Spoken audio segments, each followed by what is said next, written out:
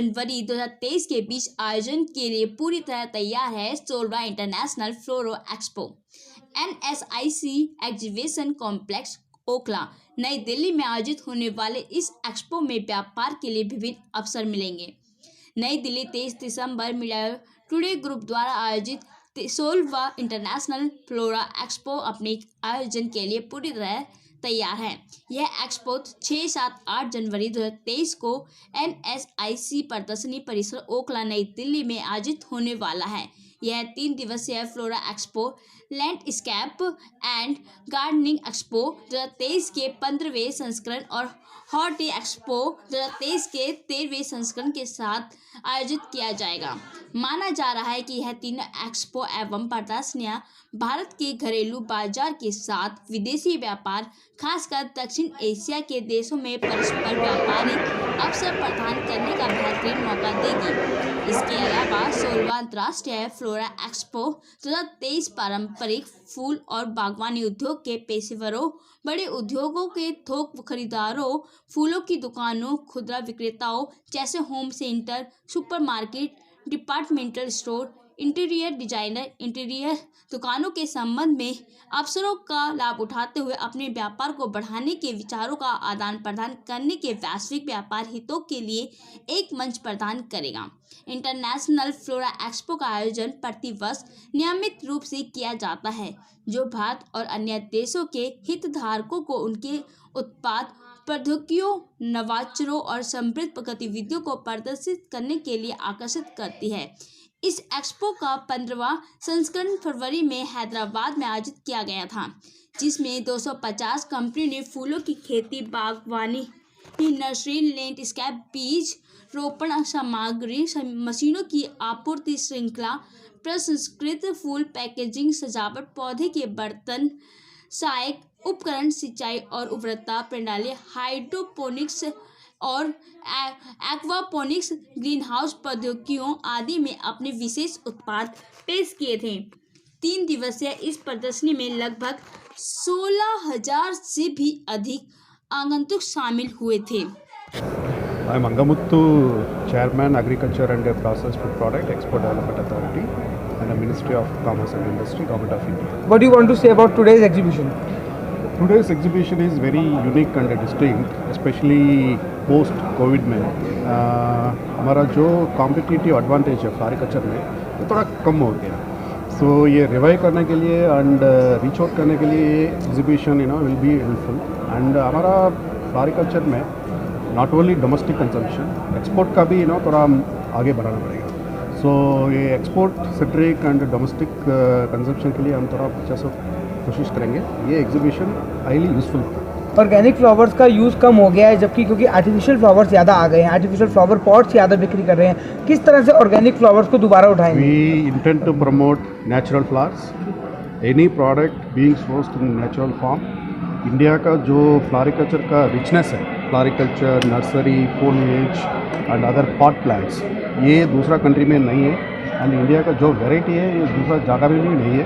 सो हम इसका अच्छा से प्रमोट करेंगे and we will discourage use of plastic, artificial and other product and we will use quality and organic and natural as such. Floriculture is a profitable farming. हाँ, जो normal farming and floriculture farming आप लोग compare करने से floriculture में remuneration almost 25 to 30% ज़्यादा मिलती है। It's general standard. So export करने से again another 5 to 10% like they will get more remuneration. So अभी if you happen to see area production and productivity, India में R&D रिसर्च एंड डेवलपमेंट इतना strong है। सो हम like इसमें floriculture में competitive and comparative advantage दूसरा country का exhibition like I must compliment like a media group and a grower council for organizing this exhibition. इसमें like जो हमारा हिडन पोटेंशियल है, ये पोटेंशियल दिखाने के लिए बहुत अच्छा स्कोप है। हम इसका थोड़ा फ्लोरिकल्चर इंडस्ट्री का आगे बढ़ाने के लिए ये इंडस्ट्री ये एग्जीबिशन बनाए के लिए। फ्लोरिकल्चर ऑलवेज प्रॉफिटेबल, बट आप लोग जो सलामत आप लोग like जो आर्टिफिशियल चीज़ के ऊपर में बोल रहे हैं, हम इसका अप्रोप्रिएट एरिया में हम फ्लैग करेंगे। We will take up with proper. तो उसके लिए हम लोग फ्लावर काउंसिल की तरफ से वर्कशॉप अरेंज कर रहे हैं। आपके घर में कोई भी फंक्शन हो, so home lady can decor your house with the fresh flower. उसमें क्या होता है, आर्टिफिशियल फ्लावर्स आप जब यूज़ करते हो तो वो एक बार यूज़ या 2 बार यूज़ करने के बाद आप फेंक रहे हो, तो उसमें क्या हो रहा है कि वो सॉइल पोल्यूट कर रहा है, आपका वाटर पोल्यूट कर रहा है, हमारी ज़मीन पानी दोनों ख़राब हो रहे हैं। फ्रेश फ्लावर के इस्तेमाल से आपको पॉजिटिविटी मिल रही है। जो कोविड के बाद बहुत लोगों में नैराश्य का जीवन बिता रहे हैं, तो वो पॉजिटिविटी आ रही है। और एक बात है, सृष्टि में जो ज़रूरत नहीं है प्रकृति ने, जिसकी ज़रूरत नहीं है, वो ऐसी कौन सी भी चीज़ नहीं बनाई। आप कौन सा भी पौधा लीजिए जो इसमें फल आ रहे हैं, या सब टोमेटो लीजिए, चिली लीजिए, ब्रिंजल लीजिए, कौन सी भी चीज़ में फल आने के पहले आपको फूल आता है, वो प्लांट में बाद में फल मिलता है। हम भगवान को भी जब फूल अर्पण करते हैं तभी हमको फल मिलता है। आजकल अभी तक तो इंडिया में कोई ऐसे नहीं कर रहा है कि भगवान को झूठे फूल डाल रहे हैं, लेकिन थोड़े दिन के बाद वो भी शायद नौबत ना आए। तो अगर आपकी भक्ति सच्ची है, आपके भगवान के प्रति श्रद्धा सच्ची है, तो आप कृपा करके भगवान को सच्चे फूल चढ़ाइए, इसमें फार्मर को फ़ायदा होगा। और ये देश में आजकल ये खुशबू गायब हो गई है ना, नहीं, वो अलग अलग है, आपको क्या इस्तेमाल करना है उसके ऊपर डिपेंड है।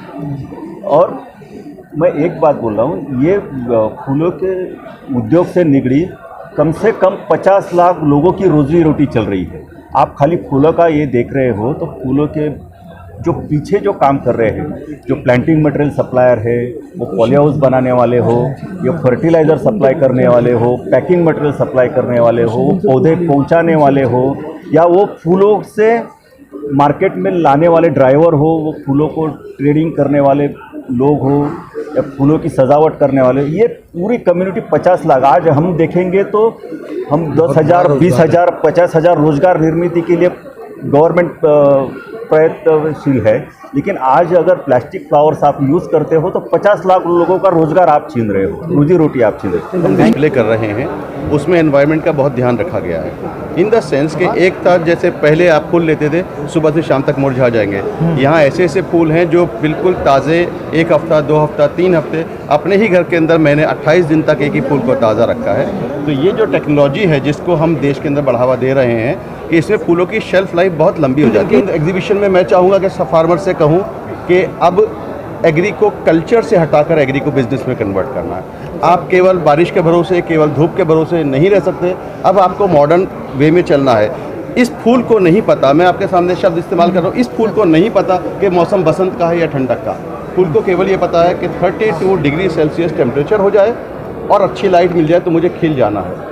ये कॉन्सेप्ट जो है हम अपने फार्मर्स में लेकर आना चाहते हैं। अब हमें मौसम डिपेंडेंट एग्रीकल्चर से हटकर कंट्रोल्ड एग्रीकल्चर की तरफ आना है, वो फार्मर्स को करना पड़ेगा, और उसके लिए जो टेक्नोलॉजी और जो कुछ चाहिए वो हम इस एग्जीबिशन में दिखाने की कोशिश करें।